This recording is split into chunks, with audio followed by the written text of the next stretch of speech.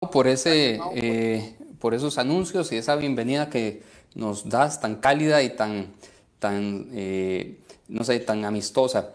Sí, nada más recordar un poquito que efectivamente queremos priorizar la salud, la sabiduría, la paciencia por encima de la ansiedad de regresar a vernos presencialmente.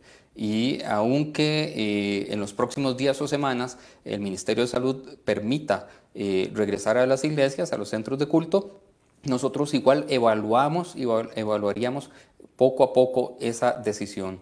No nos urge, nosotros podemos seguir, somos fuertes, es una iglesia fuerte y podemos seguir como lo estamos haciendo ahora y variando las veces que sea necesario porque somos más inteligentes que emocionales. ¿De acuerdo? Entonces vamos a seguir así.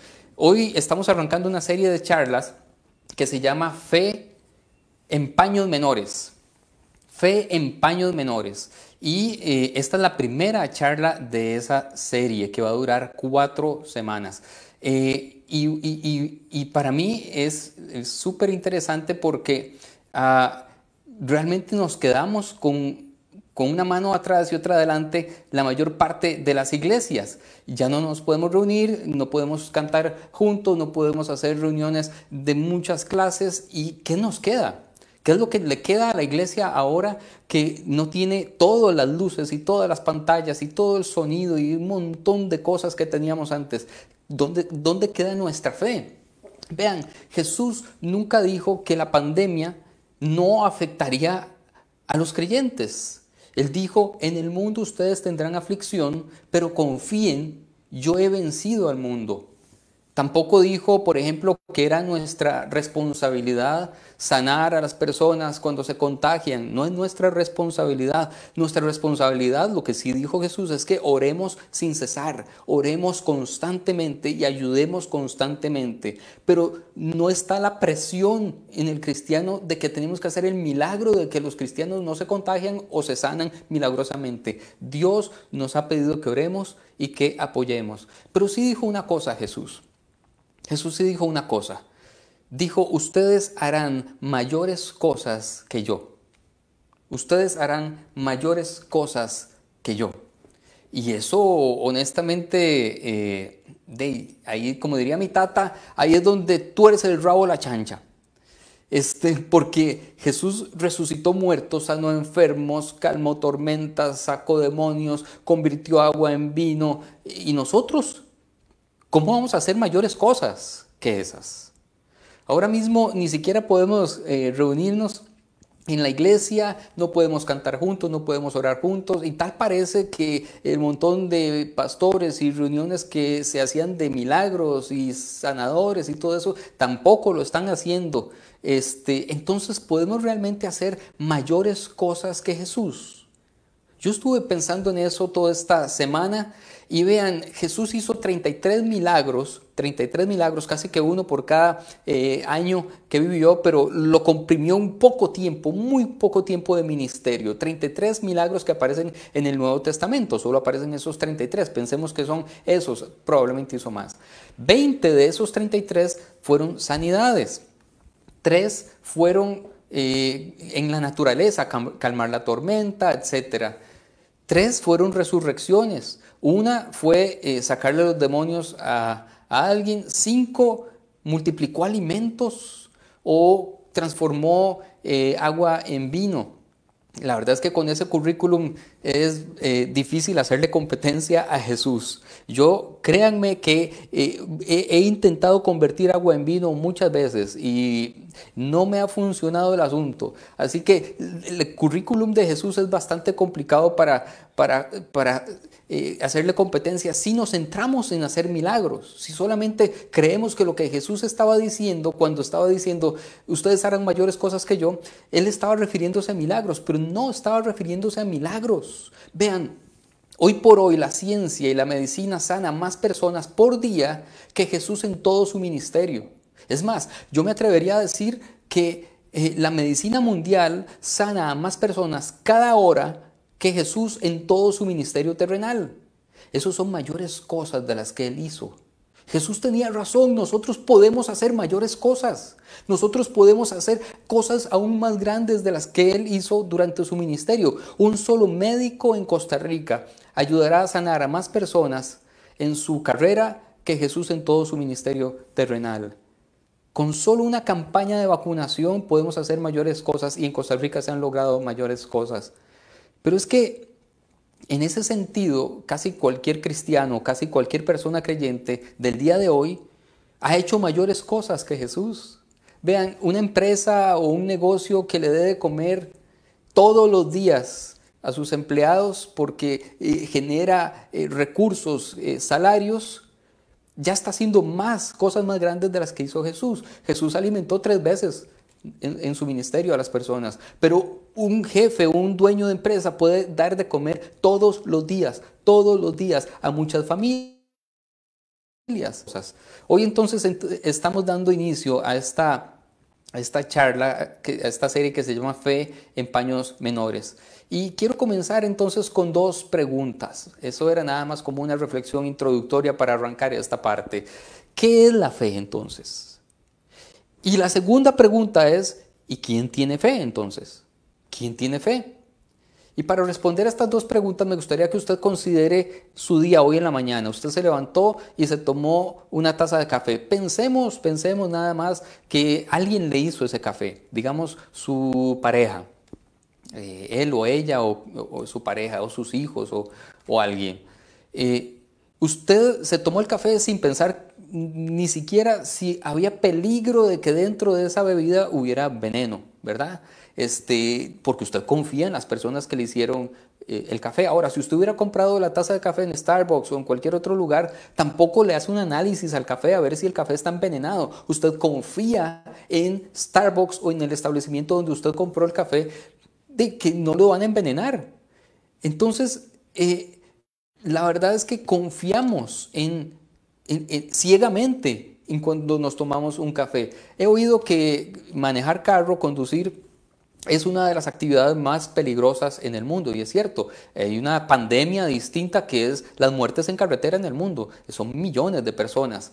Y es peligroso, incluso más peligroso si usted maneja cerca de cuando yo manejo. Porque yo soy muy mal conductor, pésimamente mal conductor. Usted necesita fe si se monta conmigo en el carro. Viera a mi esposa cómo ha mejorado la fe desde que empezamos a salir nosotros y ha tenido que mejorar su fe porque yo manejo muy mal. Pero usted se monta en un carro, en un bus, y usted confía que va a llegar a su destino, confía que va a llegar a su destino. Entonces, ¿qué es la fe? Me gusta la definición de fe de este hombre que se llama Mark Mittenberg, y él dijo lo siguiente, lo tenemos en pantalla: la fe es la creencia y acciones que se basan en algo o alguien considerado confiable, incluso en ausencia de pruebas absolutas. Voy a repetirlo. La fe es la creencia o las acciones que se basan en algo o alguien considerado confiable, incluso cuando usted y yo no tengamos pruebas absolutas. Creemos y actuamos con base en algo o alguien que consideramos confiable. Eso es fe. Esa es la definición sencilla de fe. Confiar, simplemente confiar. La verdad es que fuera de las matemáticas, prácticamente nunca usted y yo tenemos pruebas absolutas de nada, de nada. Lo que tenemos es evidencia suficiente que nos permite más o menos creer en algo o actuar conforme a lo que hemos leído o nos han enseñado, pero no tenemos evidencias de casi nada. Entonces cada uno de nosotros, incluso la persona más atea, funciona teniendo fe a algo, confiando en algo. Y yo tengo una pregunta más ahora, una tercera pregunta. ¿Qué significa entonces, bajo todo este contexto, tener una fe cristiana? Una fe en Cristo. Y ese es el título de la charla de hoy. ¿Qué significa tener una fe cristiana? Vamos a leer un texto que se encuentra en Génesis 15, son 6 versículos. Génesis 15 del 1 al 6, y yo voy a leer de la Nueva Traducción Viviente. Vamos a tener el texto también ahí en pantalla, y dice lo siguiente: tiempo después, el Señor le habló a Abraham en una visión y le dijo: no temas, Abraham, porque yo te protegeré, y tu recompensa será grande. Sigue. Oh Señor, respondió Abraham, oh Señor soberano, ¿de qué sirven todas tus bendiciones si ni siquiera tengo un hijo? Ya que tú no me has dado hijos, Eliezer de Damasco, un siervo de los de mi casa, heredará toda mi riqueza. Seguimos. Después el Señor le dijo, no, tu siervo no será tu heredero porque tendrás un hijo propio quien será tu heredero. Entonces el Señor llevó a Abraham afuera y le dijo, mira el cielo y si puedes cuenta las estrellas, cuente las estrellas. Esa es la cantidad de descendientes que vas a tener. Y Abraham creyó al Señor y el Señor lo consideró justo, justificado, salvo debido a su fe. Permítanme establecer un contexto acá. Génesis 15 está justo después de una batalla, de una guerra que tuvo Abraham y su ejército. Abraham tenía un pequeño ejército. Abraham era una persona que tenía, era casi como una especie de pequeño rey. Y tuvo una guerra con un hombre muy poderoso, contra un hombre muy poderoso y su ejército en Medio Oriente.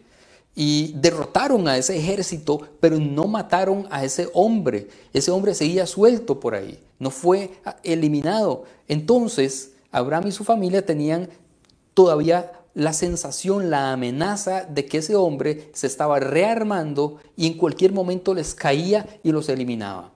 Tenían la amenaza y no sabían por dónde iba a venir el ataque, el próximo ataque. Además de esto, habían pasado ya por lo menos 10 años desde que Abraham entró en la tierra prometida y escuchó a Dios decirle por lo menos 3 veces que iba a tener un hijo. Y no tenía el hijo, y no tenía el hijo, y no tenía el hijo, y no tenía el hijo. Entonces, en el momento en el que está sucediendo este texto, en el contexto de Génesis 15, Abraham estaba viviendo 2 cosas. La primera cosa, una amenaza constante, que no sabía por dónde iba a venir, casi como nosotros ahora. Hay una amenaza constante, nos sentimos un poco asustados, nos sentimos que el virus puede llegar en cualquier momento, por cualquier parte. Así se sentía Abraham, en cualquier momento nos atacan. Pero también había otra parte que Abraham estaba viviendo, que Dios no había cumplido ninguna de sus promesas. Le había dicho que tendría herederos y no venían los herederos. Tiempo después, vean lo que dice una vez más el texto de Génesis 15, 1 al 6. Dice, tiempo después el Señor le habló a Abraham en una visión y le dijo, no temas, Abraham, porque yo te protegeré y tu recompensa será grande. ¿Qué es lo primero que le dice Dios a Abraham en ese contexto? Ahora entiendo por qué dice no temas. Porque había una amenaza constante contra ellos. ¿Cómo sabemos entonces que tenemos fe cristiana? ¿Cómo sabe usted que usted tiene una fe cristiana? Aquí viene la primera cosa. La fe cristiana se muestra cuando no permitimos que el miedo controle nuestras vidas. La fe cristiana se demuestra o se muestra cuando no permitimos que el miedo controle nuestras vidas. Desde el 11 de septiembre, más o menos, diría yo, porque yo es lo que recuerdo como un evento catastrófico que marcó la historia desde que yo tengo memoria, digamos, más pequeño tengo algunas memorias, pero era muy chico, muy pequeño. Pero el 11 de septiembre del 2001 se marcó un antes y un después, como se está marcando hoy, un antes y un después. Y gran parte del mundo en aquel entonces empezó a vivir con miedo, con temor.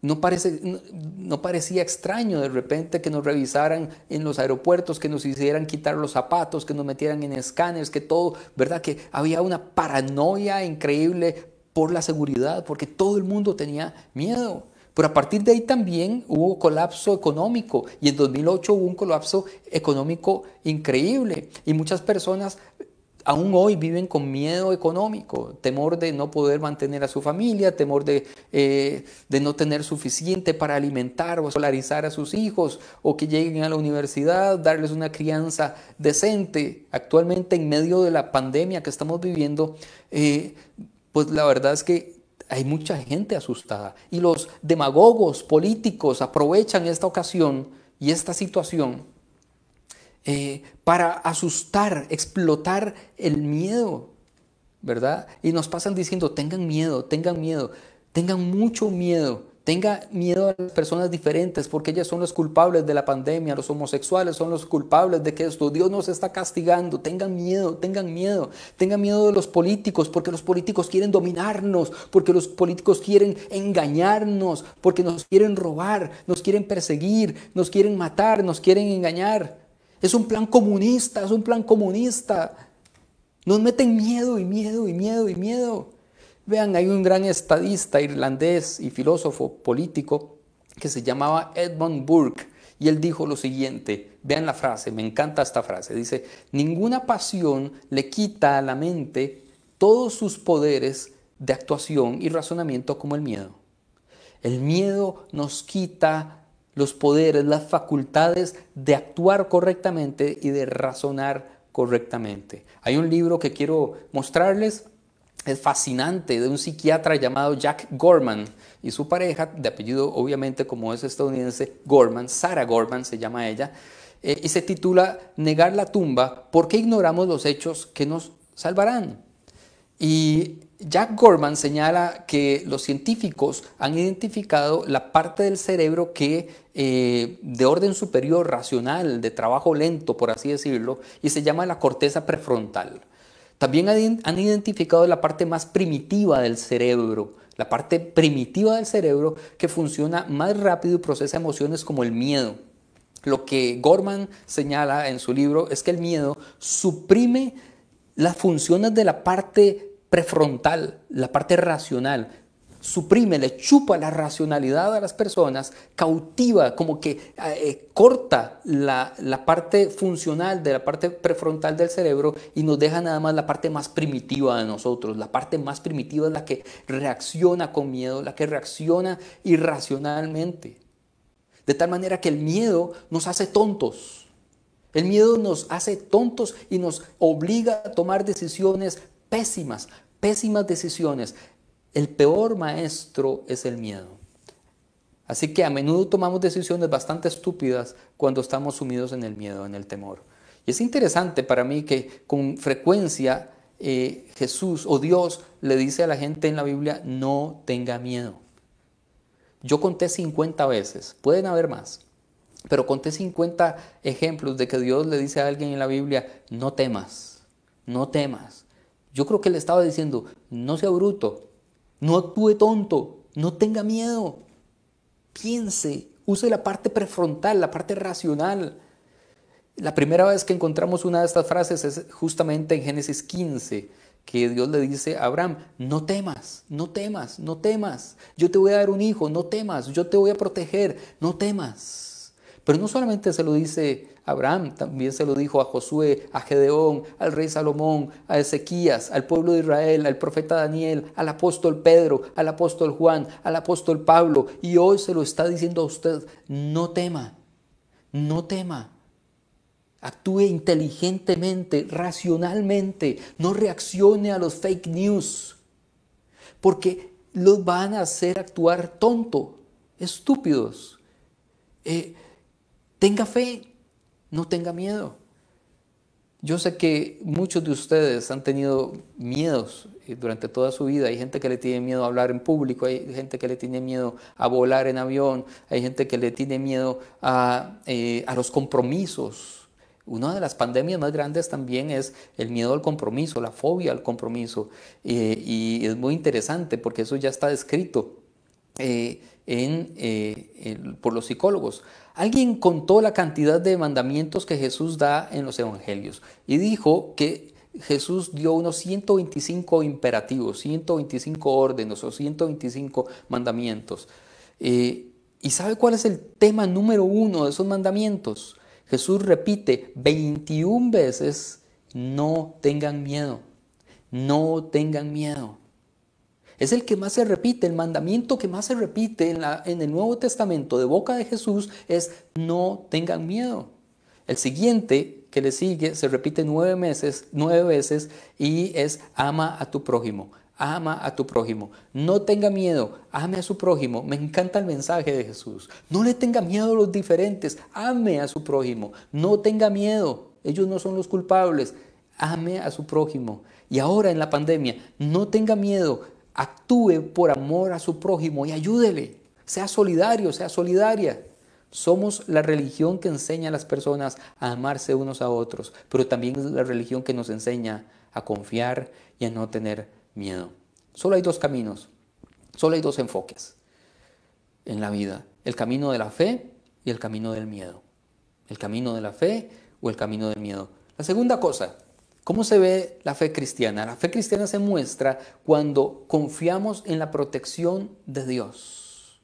La primera era cuando no dejamos que el miedo domine nuestra vida. No es que no tengamos miedo, es que no permitimos que el miedo tome las decisiones por nosotros.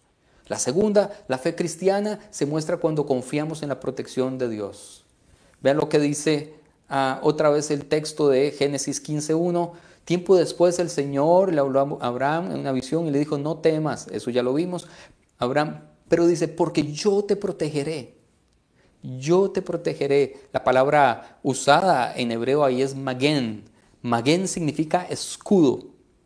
Magén significa escudo. Dios le dice a Abraham: no temas, Abraham, yo soy tu escudo. Yo soy tu escudo. Y me encanta la imagen de Dios como nuestro escudo, y se menciona muchas veces en la Biblia. Esta es la primera vez. Pero hay muchas otras formas en que Dios demuestra que podemos confiar en Él. Yo tengo aquí una lista pequeña. Podemos decir que Dios es nuestra habitación, nuestra fortaleza, nuestro escondite, nuestra torre fuerte, nuestro guardián, el que levanta nuestra cabeza, mi fuerza, mi refugio, mi roca, mi escudo, mi fortaleza. Él es nuestro escudo, por eso podemos refugiarnos en Él. Podemos confiar de que Él nos protege si nosotros actuamos inteligentemente. Dice la Biblia: el que busca el peligro, en él perece. Entonces no busque el peligro. Sea inteligente y confíe en la protección de Dios. Dios es nuestro escudo. Así como nuestra casa en este momento es nuestro mejor escudo contra la pandemia, Dios es nuestro escudo y ahí yo me puedo esconder. Él es mi escudo, Él es mi escondedero, Él es mi refugio, Él es mi cueva, Él es mi trinchera. Él levanta mi cabeza en medio de todo esto. También nos dice en la tercera parte de este versículo: tu recompensa será grande. Eso quiere decir que su provisión vendrá a nosotros. Yo sé que es cierto que estamos en tiempos de carestía, pero Él promete también que Él va a proveer. No tenga miedo, yo te protejo, yo te voy a proveer. No tenga miedo, porque yo te protejo y yo soy tu proveedor. Y finalmente, para ir terminando, la fe cristiana se muestra cuando recibimos la gracia de Dios. Yo voy a leer un texto que no va a aparecer en pantalla, pero quiero que me pongan mucha atención. Abraham le respondió, esto se encuentra en Génesis 15, 2 al 6. Oh Señor soberano, ¿de qué sirven todas tus bendiciones si ni siquiera tengo un hijo? Y como no me has dado un hijo, Eliezer de Damasco, un siervo de los de mi casa, heredará toda mi riqueza. Y cuando Dios le responde, le dice que sí le va a dar un hijo, el verso 6 dice: y Abraham creyó al Señor y el Señor lo consideró justo debido a su fe. Este incidente y esto que estoy narrando es seguido de algo muy raro en la Biblia. Es como un ritual muy raro, muy grotesco. Y se lo voy a explicar. Justo después de eso, Dios sacó, dice el texto de Génesis 15, 7 al 8, que sacó a Moisés y lo hizo hacer una cosa un poco rara, bastante rara. Y le dice lo siguiente: tráeme una novilla de 3 años, una cabra de 3 años, un carnero de 3 años, una tórtola, es decir, como un pájaro, una paloma, y un pichón de paloma. Entonces Abraham le presentó todos estos animales y los mató. Luego los partió a cada uno a la mitad, menos a las aves, y los puso una mitad de un lado y una mitad al otro lado, y se paró en medio de eso. Ese ritual tan extraño tiene un simbolismo muy interesante. En el antiguo cercano Oriente, donde se desarrolla esta escena, así es como se hacían las promesas de pacto. Los dos contrayentes de un pacto, de un contrato, mataban, sacrificaban animales, los partían a la mitad, ponían una mitad de un lado, la otra mitad del otro y se paraban en el centro y se prometían, yo voy a cumplir mi promesa. Si yo no cumplo mi promesa, usted tiene el derecho de partirme a la mitad como a estos animales. Y Dios lo que le está diciendo a Abraham es que yo voy a cumplir mi pacto. Este es mi firma, yo voy a cumplir mi pacto. Nuestra fe ha quedado en paños menores en estos días. ¿En qué creemos? ¿Y cómo creer cuando no hay templos, cuando no hay música en vivo, cuando no podemos abrazarnos, orar unos por otros en vivo, dar consejerías en vivo, tomar la Santa Cena en vivo? ¿Qué nos queda? Nos queda estas 3 promesas que Dios nos ha dado hoy. La primera cosa es, no tenga miedo. La segunda, Dios es tu escudo. Y la tercera, Él promete proveerte. Y esto todo dentro de un pacto inviolable. Él no va a fallar. Él no nos va a fallar. Así que yo quiero prácticamente ir terminando acá. Y quiero que usted recuerde esas 3 cosas que Dios promete. Dios te protege. No tenga miedo, actúe inteligentemente, no permita que el miedo domine sus decisiones. Su fe se ve confrontada ahí. Y finalmente, confíe, Él ha hecho un pacto con nosotros y va a proveer. Voy a orar en este momento y si usted me acompaña ahí donde usted está, por favor acompáñeme en oración. Señor, gracias porque realmente podemos confiar en ti. La fe que se queda sin artilugios, sin pantallas y sin luces es esta fe. La fe de que vas a cumplir tu promesa. La fe de que vas a proveer. La fe de que vas a protegernos. La fe de que no tenemos que sucumbir al miedo, al terror, al pánico o a las mentiras de cualquier político o de cualquier demagogo que está ahí afuera intentando sacar provecho de esta situación. Oro por las familias que están en necesidad, oro por las personas que están sufriendo en este momento, por la gente que ha enfermado, por la gente que necesita provisión. Te lo pido, Dios, en el nombre del Padre, del Hijo y del Espíritu Santo. Amén y amén. Aquí terminamos por hoy y yo les agradezco muchísimo acompañarnos. Yo creo que la charla queda ahí. Si les gustó y si creen que es provechosa, compártanla con otras personas. Les repito que pueden contactarnos a info@interludio.org si tienen dudas o si tienen sugerencias, o me pueden escribir a mí directamente a mi WhatsApp 60500416 y yo con todo gusto quiero atenderlos. Que estén muy bien y pasen un lindo domingo.